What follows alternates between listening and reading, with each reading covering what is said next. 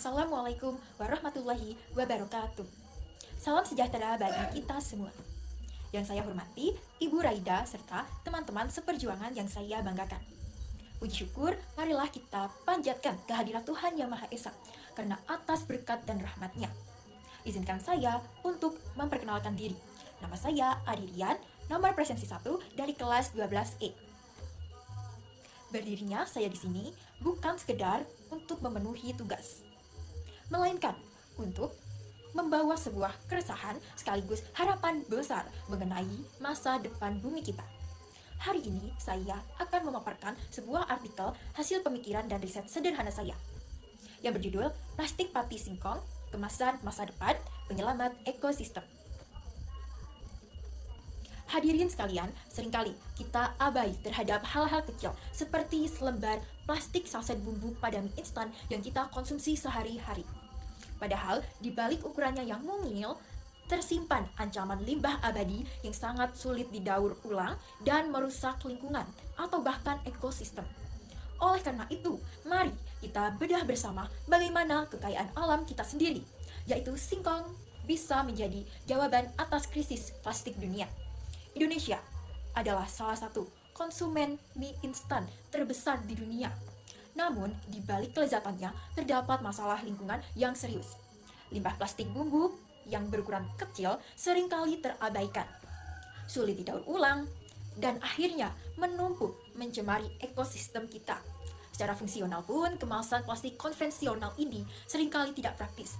Kita harus menggunakan gunting atau bahkan menggunakan gigi untuk membukanya, yang tak jarang membuat tangan kita atau sisa bumbu terbuang sia-sia.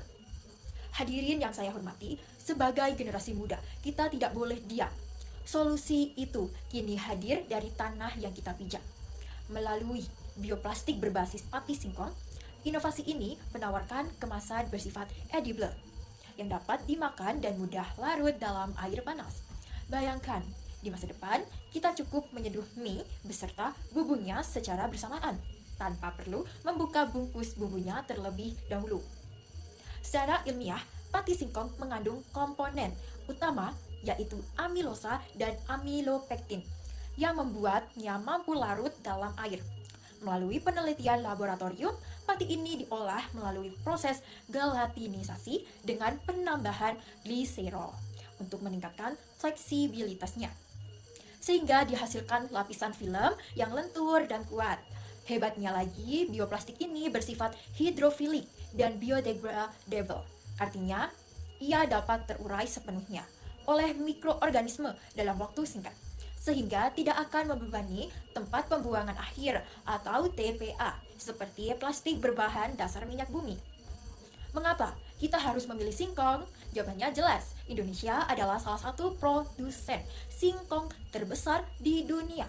Dengan tanah yang subur, ketersediaan bahan baku yang melimpah, serta ekonomis, potensi industri bioplastik ini terbuka lebar, sehingga alternatif pengganti plastik sintetis.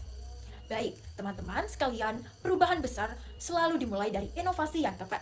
Implementasi teknologi pati singkong ini bukan hanya soal kepraktisan, tapi soal keberlanjutan hidup anak cucu kita. Dukungan dari industri dan pemerintah sangat diperlukan agar inovasi ramah lingkungan ini bisa ditetapkan secara massal. Kita jadikan kekayaan alam Nusantara sebagai tameng untuk menjaga bumi tetap hijau. Mari kita dukung pemanfaatan pati singkong sebagai plastik masa depan yang bersih, aman, dan tanpa limbah.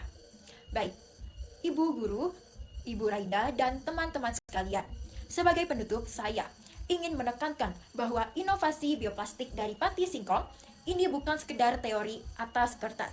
Ini adalah bukti nyata bahwa Indonesia dengan kekayaan alam hayati yang melimpah sebagai salah satu produsen singkong terbesar di dunia memiliki potensi luar biasa untuk memimpin revolusi industri yang ramah lingkungan.